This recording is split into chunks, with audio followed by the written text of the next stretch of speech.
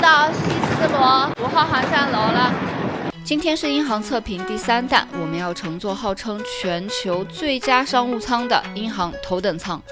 我们是订的伦敦到上海来回头等舱的机票，总共一个人才2800镑，特别便宜，对不对？我们看看它的服务是否能超过这个中东航空的经济舱。虽然我们并没有坐过中东航空的经济舱。本着由俭入奢的顺序，我们先来看看英航在上海浦东国际机场的休息室。这其实是在登机口附近的东航休息室，商务舱和头等舱都是在这边休息。餐饮配备的话，基本的东西都有，也有非常暖心的东航一碗面。来，先生，你的面好啦。画干啊！不是，我自己要自己加，你自己搞定自己。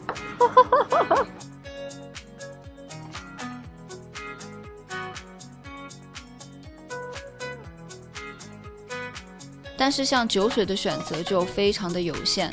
休息室除了有一排排的座椅之外呢，还有旁边一圈一圈的沙发区。如果是和朋友一起在这边候机休息，还挺不错的。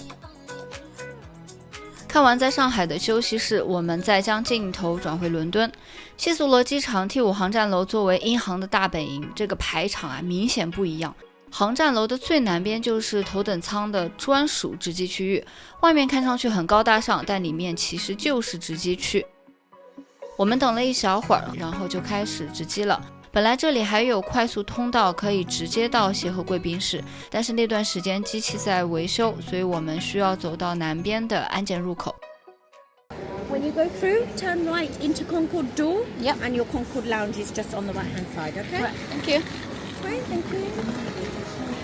协和休息室作为英航顶级的休息室，目前仅在伦敦和纽约有。这个名字可能会让人以为之前这是协和客机乘客的休息室，但其实希斯罗第5航站楼于2008年3月才开放。这个休息室一开始就是为英航头等舱乘客打造的。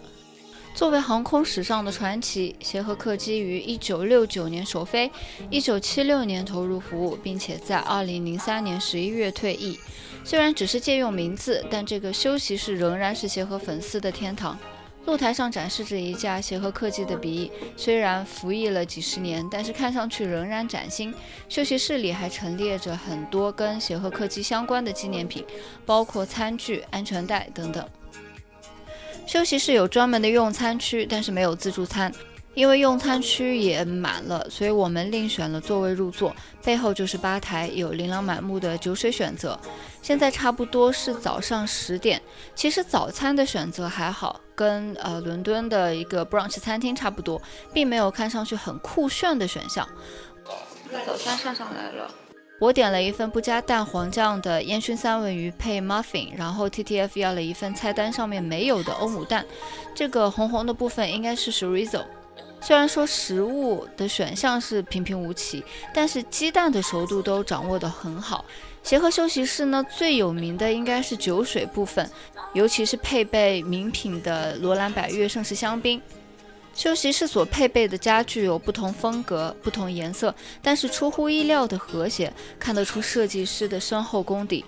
外面的露台也配备了用餐还有休息区。从休息室里也可以俯瞰到希斯罗第5航站楼最中心、最繁忙的区域。另外，我们看看厕所，干净可能是最好的评价，非常朴实，真的很像医院的厕所。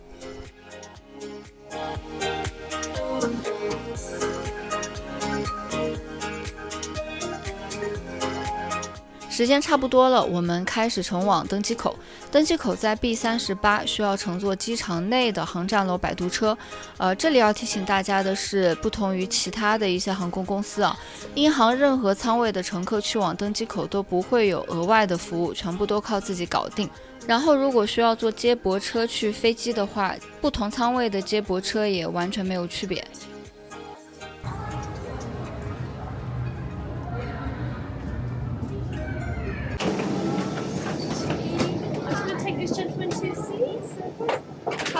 你好 ，2A。2A 也是这边，不好意思，我应该带你过去，但我要现在这里。好的，是。登机后左拐再往前走就到头等舱的座位区了。这架飞机一起有8个头等舱座位，我们的位置呢是2A 和2E。我原来以为座位大小可能和英航升级版的商务舱差不多，但是落座之后发现空间大了非常多。这个座位基本上是直的，屏幕到位子中间的距离很大。大衣可以挂在座位旁边的一个空间里，但是如果大衣太大的话，像是 TTF 的羽绒服就会塞不进。我现在不知道能不能关得上。OK， 关上了。座椅也配备了很多储物空间，首先旁边就可以放随身的小包，还有梳妆包，并且有一面镜子。给大家看一下这个置物空间有多大，这个小包，这样好就可以放进去。桌面上面有台灯，然后这里是可以控制台灯还有座椅的按钮。接下来呢，有可以放置电子产品的地方，并且带有插座还有 USB 接口。这里我要再吐槽一下哦，这个小东西呢应该是上一个乘客留下的，并没有清理干净，并且这个盖子是没有办法完全合上的，就是整个飞行途中它都是松的。屏幕的线控也在旁边。然后如果要打开桌子的话，应该还是要按这个 Table Release 的键。这个桌面呢非常大，可以放很多东西。窗户的明暗度也是电子调节的，可以选择不同等级。放脚的空间非常充裕，然后脚也不会被任何东西挡住。小包放置的座位底下呢，还可以放更多的东西。头等舱的座位并没有可以关上的门，但是因为座位之间是交错设计的，所以隐私性还是不错的。在座椅上安顿下来之后呢，乘务员上来了一杯水，还有一小盘坚果。他上来的这个坚果还是热的，是有温度的坚果。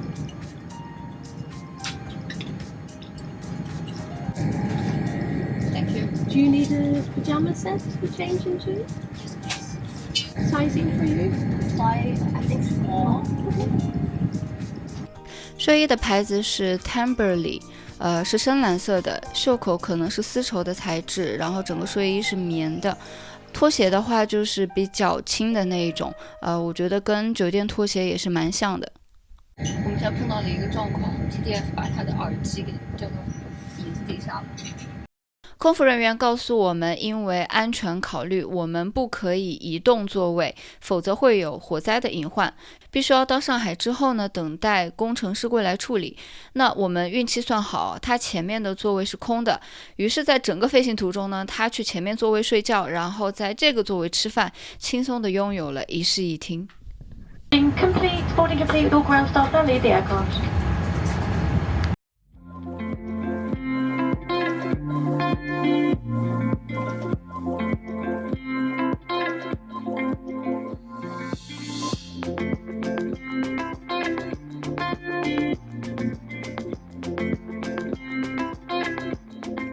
耳机是装在这样一个大盒子里面的，它的效果不错，防噪的功能也很好。接下来我们看看屏幕的反应速度哦。这个触屏的反应速度呢，其实还可以，但是操纵屏幕其实非常的困难，因为头等舱的座位真的太大了，你的身体要往前倾得很厉害才可以触到屏幕。所以大部分时间我都是通过线控来控制屏幕的。我们接下来看看线控的反应速度。看得出来线控其实也不是很灵敏，就是有一些微微的延时。但有一个好处是，英航的飞机上面有非常多哈利波特相关的电影，其实影片的选择多了不少。这就是飞机餐的菜单，我会将完整版放在视频的最后。开胃小菜配上香槟上来了。开胃小菜有意大利熏火腿配松露酱和芦笋，西葫芦佐羊奶酪和松子，还有鳟鱼片配菊苣。整体而言中规中矩，并没有非常惊艳或者非常难吃的菜品。那这次我也终于点了一杯罗兰百悦盛世干型香槟，但是正如山猪吃不了细糠啊，我也尝不出来这酒的精妙之处，感觉跟其他很多香槟都差不多，但是和餐前小点配在一起真的很好看啊。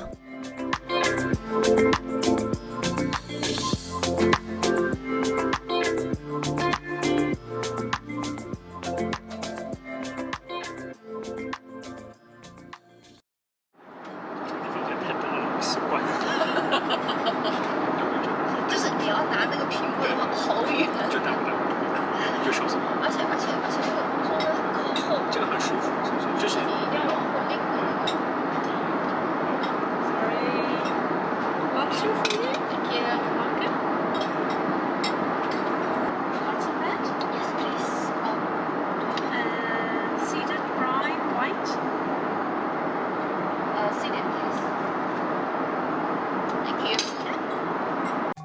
头盘是加拿大龙虾，是冷盘，虾肉和蔬菜都很新鲜，蔬菜切起来很脆，但是因为呢整体的温度都很低，所以虾肉的鲜甜其实并不突出。不过这个分量是很不错的。另外我觉得英航所提供的面包一直以来都是很好吃的。主菜我点的是菜单上推荐的威尔士羊排，配上芦笋、西兰花等蔬菜。这个羊排的肉质是全熟的，感觉很像是在料理包里面拿出来，然后在烤箱里加热之后所呈现的结果。外层的确是有香料，但是跟菜单上写的不一样，不是脆皮。不过这个羊肉是很软嫩的，吃起来的确味道不错。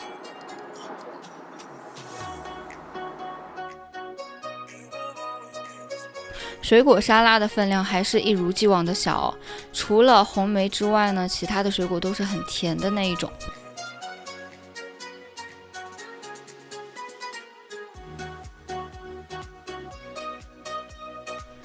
饭吃好了，我就去厕所里面换睡衣。这个厕所真的是非常的小，睡衣长这个样子，我觉得还不错。回到座位上后呢，乘务员已经帮我把床铺好了。这个床的面积真的是非常大的，并且膝盖可以随便放，完全不会磕到。洗漱包的包装呢是由 Temporary 提供的，跟睡衣是同一个牌子。男士的包装是黑色天鹅绒，女士的则是花式帆布。里面的洗漱用品呢都是 Elemis， 东西非常的多。除了最基本的袜子、眼罩，还有牙膏、牙刷以及笔之外呢，男女的洗漱用品都不一样。在这里我们可以看一下区别，基本上都包括了洗面奶、面霜、眼霜、唇膏等等。男士的还包括剃须用的洁面产品，然后女士的则有一些卸妆的用品以及一面小镜子。我个人觉得商务舱 The White Company 的皮质洗漱包的质感要胜于头等舱，并且这个头等舱的洗漱包里面的东西有一点太多了，塞得很满，要拿一样东西得掏很久，使用起来其实不是那么方便。睡觉之前，另外一个必不可少的环节就是刷手机。这里说明一下，英航头等舱呢是提供免费 WiFi 的，但是不知道为什么回上海的这一程我始终连不上，但是我也懒得找乘务员搞定，回伦敦的时候连上了。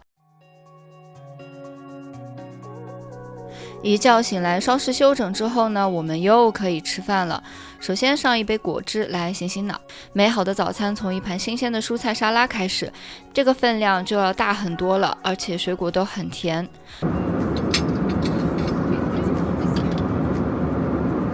咖啡还有可颂也是必不可少的。我选的主菜呢是炒蛋白，然后配上牛油果还有烤番茄。里面的牛油果熟度是刚刚好的，我觉得在飞机上面可以维持这种熟度是很不错的。羊角面包很棒，很酥脆。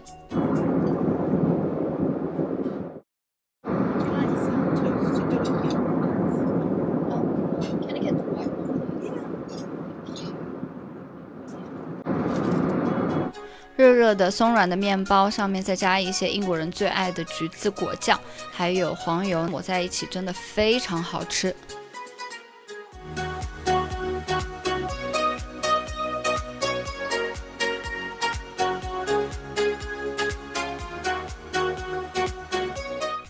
好，最后仍然是我们的总结时间。相比起商务舱，头等舱的空间大了很多，并且存储空间更有余裕，在菜品还有服务上的升级也很明显。如果你爱喝酒，伦敦的协和贵宾室也会给你非常好的体验。但是呢，硬件仍然老旧，卫生还是不到位，并且在抵达伦敦之后，并没有入关的快速通道。我自己的话，我觉得体验这一次就够了。好，那这就是这一次的分享了。如果你喜欢我的视频，或者是觉得这个视频对你有帮助，请一键3连，或者是点赞再加订阅。我们下次再见。